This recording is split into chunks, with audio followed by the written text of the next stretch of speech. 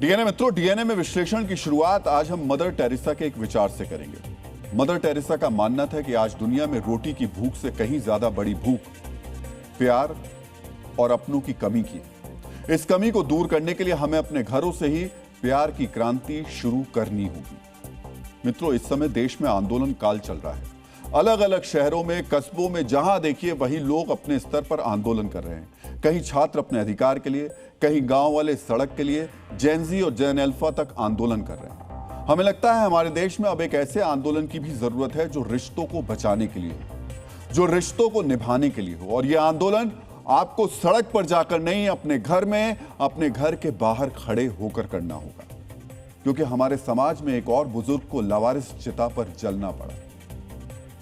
उस बुजुर्ग की एक दो नहीं, चार संतानें हैं, लेकिन ना तो कोई देखने आया, ना ही मुखाग्नि देने के लिए पहुंचा।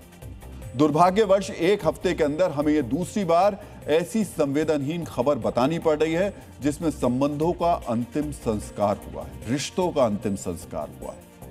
हमने आपको बताया था कि सोनीपत के वृद्धाश्रम में रहने वाले एक बुजुर्ग के अंतिम संस्कार में उनकी संतानें नहीं पहुंची। एक बेटी ने वीडियो कॉल किया तो उस पर भी वो घड़ियां देख रही थी। और अब भोपाल में तो वीडियो कॉल पर भी अपने पिता का अंतिम संस्कार देखने के लिए किसी संतान ने फोन नहीं उठाया। मित्रों, देश में ये संबंधों के अंतिम संस्कार के न्यू नॉर्मल होने का साक्ष्य है। सवाल है, क्या माता पिता अब लावारिस चिता पर ही जलेंगे? मित्रों, महाभारत के यक्ष युधिष्ठिर संवाद में जब यक्ष ने युधिष्ठिर से पूछा कि आकाश से भी ऊंचा कौन है और भूमि से भारी कौन है, तब युधिष्ठिर ने उत्तर दिया था, माता का स्थान इस भूमि से भी भारी है और पिता का स्थान आकाश से भी ऊंचा है। महाभारत को पंचम वेद मानने वाले इस देश के भोपाल शहर के एक वृद्धाश्रम में 70 साल के एक बुजुर्ग की मौत हो गई। बुजुर्ग का नाम घनश्याम मालवीय था, जो पिछले 1.5 साल से अपना घर नाम के वृद्धाश्रम में रहते थे। 4 अगस्त को घनश्याम मालवीय की मौत हो गई, लेकिन उनकी संतानें उन्हें अंतिम समय में भी देखने नहीं आई। मित्रों, घनश्याम मालवीय के गले में एक गंभीर बीमारी थी, जिसके कारण वो बोल पाने में पूरी तरह असमर्थ थे। उनके पास एक पर्ची मिली थी जिस पर एक नंबर लिखा था। वृद्धाश्रम चलाने वाली माधुरी मिश्रा ने उस नंबर पर एक बार फोन भी किया, लेकिन सुभाष नाम के शख्स ने घनश्याम के बारे में बात करने से इनकार कर दिया। घनश्याम मालवीय की मृत्यु के बाद वृद्धाश्रम संचालिका ने फिर से उस नंबर पर बात करने की कोशिश की, लेकिन बात नहीं हो पाई और फिर 24 घंटे बाद एक लावारिस चिता जला दी गई। घनश्याम मालवीय की 4 संतानें थीं, लेकिन उनकी ना तो जिंदा रहते हुए किसी ने खोज खबर ली और ना ही मृत्यु के बाद कोई आया। सबसे पहले हम आपको सुनाते हैं कि वृद्धाश्रम चलाने वाली संचालिका क्या कह रही है। बच्चों ने जब उनका साथ देना ही मना कर दिया तो वो अकेले आए। उनका एक नंबर उन्होंने हमें दिया था, फोन उठाया था जब वो अच्छी स्थिति में थे, तो उन्होंने साफ मना कर दिया, दोबारा आप हमें फ़ोन नहीं लगाइए, हमारा इस व्यक्ति से कोई संबंध नहीं। फिर भी हमने कोशिश करी कि एक बार और ट्राई करें, तो वो सेवा में नहीं है, इस तरह की बातें आई। तो हमारे सामने यही जो स्थिति, अंतिम संस्कार किया जाए संस्था के माध्यम से। बड़ा कष्ट होता है जिनके 4 बच्चे हैं और वो आज गैरों के हाथों से उनका अंतिम संस्कार किया जाता है। कोई फ़ोन भी नहीं उठाया किसी ने।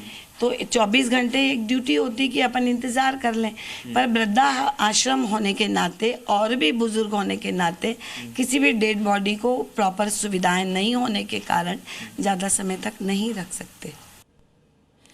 इस तरह 4 संतानों के पिता की लावारिस चिता जली और साथ में एक और संबंध का अंतिम संस्कार हो गया। मित्रों, घनश्याम मालवीय इंदौर की पंचवटी कॉलोनी के रहने वाले थे। वहां उन्होंने साइकिल के टायर और ट्यूब बेचकर बच्चों को पाला, घर और परिवार बनाया, लेकिन अंतिम समय में उन्हें न सिर्फ वृद्धाश्रम में रहना पड़ा, बल्कि एक भी संतान उन्हें कंधा देने तक नहीं आई। सोचिए, जिन बच्चों को मालवीय जी ने साइकिल का ट्यूब बेचकर पाला, ये उनका सच है। मित्रों, पराशर स्मृति में कहा गया है कि जो व्यक्ति शव यात्रा में पीछे पीछे चलता है या कंधा देता है, उसे करोड़ों यज्ञों के समान पुण्य फल प्राप्त होता है।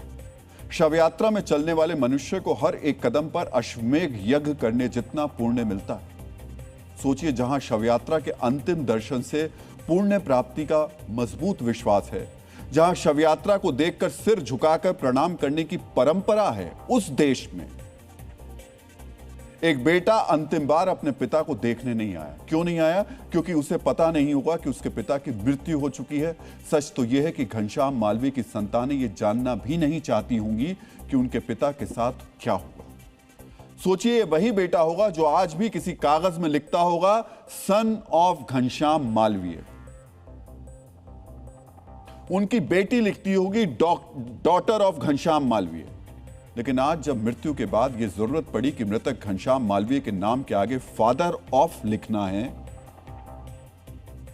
तो फिर किसका फादर ऑफ लिखे, यह किसी को नहीं पता है। वो भी तब जब घनश्याम मालवीय के 2 बेटे 2 बेटियां हैं, 4 लोग हैं। लेकिन इनके लिए पिताजी तभी तक थे जब तक कमाकर खिला रहे थे, पढ़ा रहे थे। मित्रों, घनश्याम मालवीय की जो संतानें हैं, उन्होंने अपने माता पिता को सिर्फ लावारिस चिता पर जलने के लिए नहीं छोड़ा, बल्कि देश में संबंधों के अंतिम संस्कार पर नई मोहर लगा दी है। इसलिए जी न्यूज की टीम घनश्याम मालवीय के बच्चों को तलाशने के लिए इंदौर की पंचवटी कॉलोनी गई। ये वही जगह है जिसका पता वृद्धाश्रम संचालिका ने बताया था। हमारे रिपोर्टर को वहां क्या पता चला, अब आपको वो भी देखना चाहिए।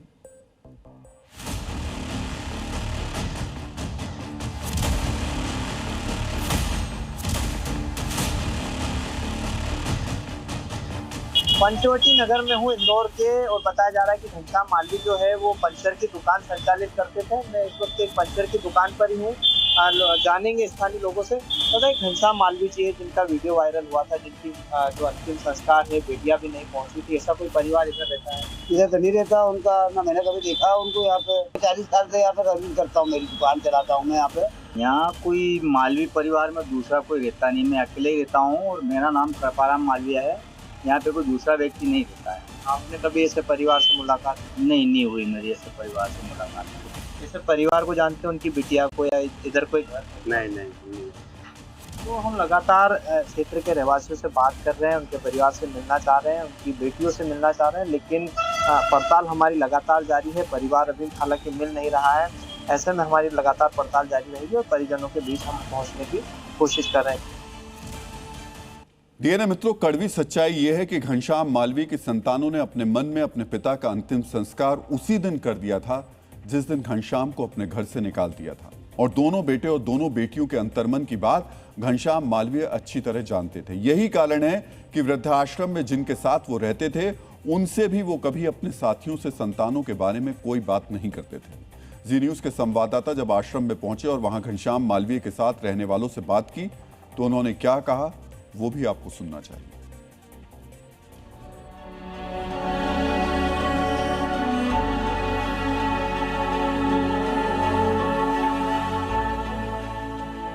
घनश्याम मालवीय इसी अपना घर के इसी कमरे में रहते थे और ये देखिए, ये उनका बिस्तर है जहाँ पर वो रहते थे, आराम करते थे। पूरा दिन जो है उनका यहीं पर व्यतीत होता था।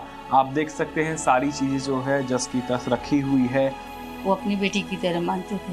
अपन लोग भी अपने माँ बाप की तरह सेवा करते हैं और करते थे। अब ज़्यादा बात ही नहीं करते थे, बहुत कम करते थे। आपका गाना सुनते थे, ऐसा सुनने में आया है। क्या आप सुनाते थे? सुख के सब साथी दुख में ना कोई, मेरे राम तेरा नाम, एक साचा दूजा न कोई, सुख के सब साथी दुख में न कोई। ये गाना सटीक बैठता है उनके ऊपर, क्योंकि सुख में तो सब साथ थे, लेकिन जब दुख की घड़ी आई तो उनके परिवार के लोग ही उनके साथ में थे। मित्रों, भारतीय परंपरा में बुजुर्गों को सर्वोच्च और पूजनीय स्थान दिया गया है। सनातन संस्कृति में उन्हें केवल परिवार का हिस्सा नहीं बल्कि संस्कृति का रक्षक, संस्कारों की धुरी और नैतिक मार्गदर्शक माना जाता है। हम तो उस देश के रहने वाले हैं जहां बुजुर्गों का सम्मान केवल उनके जीवित रहते नहीं बल्कि मृत्यु के बाद भी किया जाता है। पितृपक्ष में श्राद्ध और तर्पण के माध्यम से हम अपने पूर्वजों के प्रति सम्मान और कृतज्ञता व्यक्त करते हैं। लेकिन दुर्भाग्य देखिए कि इसी देश के 5.25% बुजुर्गों के साथ किसी ना किसी तरीके का दुर्व्यवहार किया जाता है। इस देश में 21.5% की वार्षिक चक्रवृद्धि दर से वृद्धाश्रम और सीनियर लिविंग सेक्टर बढ़ रहा है। मतलब 3 से 4 साल में वृद्धाश्रमों की संख्या दोगुनी हो जा रही है और वृद्धाश्रम में रहने वालों की लावारिस चिता जलना न्यू नॉर्मल होता जा रहा है। मित्रों, हमने आपके साथ 6 अगस्त को डीएनए में ऐसी एक घटना साझा की थी। सोनीपत के एक वृद्धाश्रम में ऐसी ही एक लावारिस चिता जली थी। तब मुंबई के बड़े कपड़ा व्यापारी रहे शिवचरण राम रत्न गुप्ता को देखने या मुखाग्नि देने उनकी कोई बेटी नहीं आई थी। तब हमने चिता को देख करके यह चिंता जताई थी कि संवेदना और संस्कृति को संभाल कर चलने वाला देश किस दिशा में आगे बढ़ रहा है। हमने कहा था यह हमारे समाज का न्यू नॉर्मल तो नहीं बन गया है, और वही सवाल आज सच बनकर सामने है। हाँ, ये न्यू नॉर्मल बन गया है और ये न्यू नॉर्मल समाज के लिए बेहद खतरनाक है। ये एक गंभीर जानलेवा बीमारी की तरह फैलने लगा है। किसी के पास समय नहीं है तो वो अपने माता पिता को वृद्धाश्रम में छोड़ जा रहा है, तो किसी को जायदाद में मन मुताबिक हिस्सा नहीं मिला तो माता पिता को घर से निकाल दिया। जिस वृद्धाश्रम में घनश्याम मालवीय की लावारिस चिता चली, वहां एक और बुजुर्ग महिला है जो पिछले 11 साल से वहां रह रही हैं। जानते हैं, रानी चंद्रा नाम की वो बुजुर्ग काफी पढ़ी लिखी हैं। उन्होंने अपने बेटे को इतना पढ़ाया कि वो विदेश चला गया और इन्हें वृद्धाश्रम में छोड़ गया। रानी चंद्रा का बेटा भोपाल आता है, फोन पर आने की सूचना भी देता है, लेकिन अपनी मां से मिलने कभी नहीं आता। क्यों? क्योंकि उसके पास समय नहीं है। रानी चंद्रा कितने दर्द के साथ ये सच साझा कर रही हैं, आपको वो भी सुनना चाहिए। एक बेटा है ना आपका? तो बेटा बाहर है भाई, वो यहाँ थोड़ी है। भोपाल आता था, आपसे मिलता है कभी आके? भोपाल नहीं आते हैं, बहुत कभी रेयर केस में, कभी ऑफिस में आ गए तो आ गए, आए और चले गए। यहाँ क्या करेंगे आकर के? फ़ोन से बात हो जाती, मम्मी मैं आया हूँ, मैं जा रहा हूँ। मैंने कहा अच्छा बेटा आप जाइए। कभी आखिरी बार आपके बेटे से मुलाकात आपकी कब हुई थी? काफ़ी टाइम हो गया, काफ़ी टाइम। यहाँ आने से पहले ही हुई थी मुलाकात। अच्छा, उसके बाद आपने कभी मुलाकात नहीं की? समझ रहे हैं इस दर्द को? माँ है जो बेटे की बुराई नहीं करना चाहती, लेकिन पैसे के पीछे भाग रहा है इनका बेटा, ये नहीं समझ रहा। और इनके बेटे जैसे लोगों की संवेदनाएं, भावनाएं, परंपराएं और रिश्तों को तिलांजलि देकर बिखरते संबंधों की क्रूर कहानी लगातार लिखी जा रही है। मित्रों, जिन पैसों के पीछे भागकर हम अपने बुजुर्गों का अपमान कर रहे हैं, लावारिस अवस्था में जिनका अंतिम संस्कार किया जा रहा है, वो पैसा कमाने में भी इन बुजुर्गों का ही बड़ा योगदान है। साल 2023-24 में भारतीय बुजुर्गों ने अर्थव्यवस्था में 68 अरब डॉलर यानी लगभग 5.5 लाख करोड़ रुपए का श्रम योगदान दिया। यह योगदान भारत के वास्तविक सकल घरेलू उत्पाद यानी जीडीपी का 3% है। और सुनिए, यदि काम करने के इच्छुक बुजुर्गों को दोबारा वर्कफोर्स में शामिल किया जाए तो भारत की जीडीपी में 1.5% की अतिरिक्त वृद्धि हो सकती है। नीति आयोग और सरकारी आंकड़ों के अनुसार भारत की सिल्वर इकोनॉमी यानी बुजुर्गों द्वारा उपयोग की जाने वाली वस्तुओं और सेवाओं का बाजार इस समय 73,000 करोड़ रुपए का है।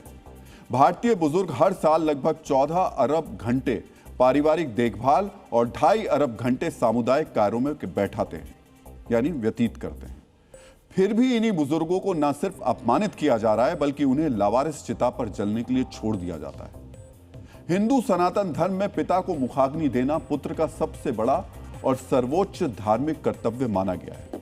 शास्त्रों के अनुसार पुत्र शब्द की उत्पत्ति ही इस कार्य से जुड़ी है।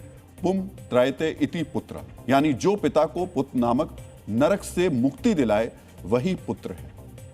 लेकिन कुछ कुपुत्र ऐसे हैं जो पिता को मुखाग्नि देने के बजाय संबंधों और संस्कारों को जलाकर खाक कर रहे हैं। इसलिए हम आज कह रहे हैं कि देश में संबंधों को बचाने के लिए आंदोलन करने की आवश्यकता है। और यह आंदोलन सड़क पर उतर कर नहीं, किसी जंतर मंतर पर नहीं, किसी मैदान में नहीं, बल्कि अपने घर में करने की जरूरत है। अपने अंदर ये क्रांति लाने की जरूरत है, क्योंकि महात्मा गांधी ने कहा है कि यदि आप दुनिया के रिश्तों में बदलाव देखना चाहते हैं तो पहले खुद में बदलाव लाइए। मित्रों, कोई बुजुर्ग अपने परिवार पर, अपनी संतान पर भार ना बने, इसके लिए सरकार कई तरीके के कार्यक्रम चला रही है। 70 वर्ष या उससे अधिक आयु के देश के सभी बुजुर्गों की स्वास्थ्य सुरक्षा के लिए सरकार आयुष्मान भारत योजना चला रही है, जिसमें 5 लाख रुपए तक का मुफ्त इलाज किया जाता है। राष्ट्रीय वयोश्री योजना के तहत गरीबी रेखा से नीचे रहने वाले बुजुर्गों को व्हीलचेयर, चश्मे, सुनने की मशीन, कृत्रिम दांत और छड़ी दी जाती है। जिला अस्पतालों और सीएचसी में बुजुर्गों की देखभाल के लिए विशेष यूनिट होती है। इंदिरा गांधी राष्ट्रीय वृद्धावस्था पेंशन योजना के तहत 60 से 79 वर्ष की आयु तक केंद्र सरकार बुजुर्गों को पेंशन भी देती है। 60 वर्ष की आयु के बाद भी जो शारीरिक रूप से स्वस्थ हैं और अपनी इच्छा से काम करना चाहते हैं, उनके लिए सेक्रेट पोर्टल शुरू किया गया है। इसके जरिए अनुभवी बुजुर्गों को समाज में उनकी योग्यता के अनुसार काम के अवसर मिलते हैं। इतनी व्यवस्था होने के बावजूद लोग अपने बुजुर्गों की देखभाल नहीं कर पा रहे हैं, जबकि कानूनी रूप से सुप्रीम कोर्ट कह चुका है कि बुजुर्ग माता पिता की देखभाल करना बच्चों का केवल नैतिक कर्तव्य नहीं है, बल्कि एक अनिवार्य कानूनी दायित्व है। कानून में माता पिता की गरिमा और सुरक्षा को किसी भी पारिवारिक या संपत्ति विवाद से ऊपर रखा गया है। सुप्रीम कोर्ट ने तो यहां तक कहा कि यदि बेटी आर्थिक रूप से सक्षम है और पिता असहाय है तो बेटी को भी माता पिता की देखभाल करनी होगी। लेकिन हो क्या रहा है, देश में वृद्धाश्रम में रह रहे माता पिता को देखने के लिए भी कोई नहीं आ रहा है। ना बेटा आ रहा है, ना बेटी आ रही है। मित्रों, जो आज जवान हैं, जो अपने बुजुर्ग माता पिता को वृद्धाश्रम में छोड़कर आ रहे हैं, वो भी एक दिन बुजुर्ग होंगे। वो भी एक दिन उसी स्थिति में होंगे जिस स्थिति में उन्होंने अपने माता पिता को पहुंचाया है।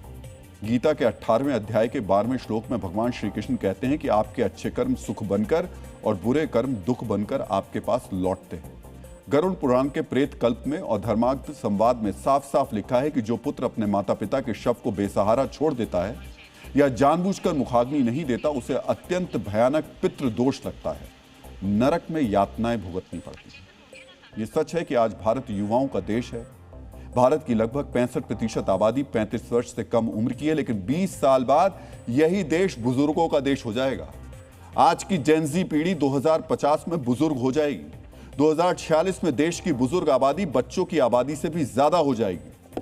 रिपोर्ट के मुताबिक 2022 से 2050 के बीच भारत की कुल जनसंख्या सिर्फ 18% की दर से बढ़ेगी, जबकि बुजुर्गों की जनसंख्या 134% की दर से बढ़ने वाली है। 2050 तक करीब 35 करोड़ बुजुर्ग ग्रामीण इलाकों में होंगे। आज देश में सबसे ज्यादा चर्चा जेन-ज़ी और जेन अल्फा को लेकर है। हमने आपको बताया था कि 2029 के चुनाव में देश में करीब 38 करोड़ जेन-ज़ी होंगे। जेन अल्फा की आबादी करीब 41 करोड़ होगी, लेकिन 2050 और 2060 के बीच जेन-ज़ी और जेन एक्स दोनों की आबादी लगभग बराबर हो जाएगी। यह अतिरिक्त जानकारी हम आपको इसलिए दे रहे हैं क्योंकि जिस गति से बुजुर्गों के परित्याग की यह बीमारी फैल रही है, जिस तरह संतानों को बुजुर्ग माता पिता बोझ लगने लगे हैं और जिस तरह अब उनका अंतिम संस्कार करने के बजाय अपनी परवरिश और संबंधों का अंतिम संस्कार किया जा रहा है, वो भारत जैसे रिश्ता निभाने वाले देश के लिए डरावना है। क्योंकि हम उस परंपरा को मानने वाले लोग हैं जहां माता पिता तो छोड़िए, दूसरे बुजुर्ग के भी चरण स्पर्श करने की परंपरा सदियों से चली आ रही है। हमारे यहाँ तो परिचय में 7 पुश्तों के नाम गिनाने की परंपरा है, पितरों की मुक्ति के लिए तर्पण करने की परंपरा है। फिर उसी समाज में जब रिश्तों का अंतिम संस्कार न्यू नॉर्मल बनता जा रहा है, तो हमें एक बार स्वयं से संवाद करने की जरूरत है। हमें बहुत गंभीरता से सोचना होगा कि आखिर हम किस दिशा में जा रहे हैं, और शायद अब वक्त आ गया है कि संस्कार, संस्कृति और संबंधों को बचाने के लिए एक देशव्यापी आंदोलन खड़ा करना चाहिए।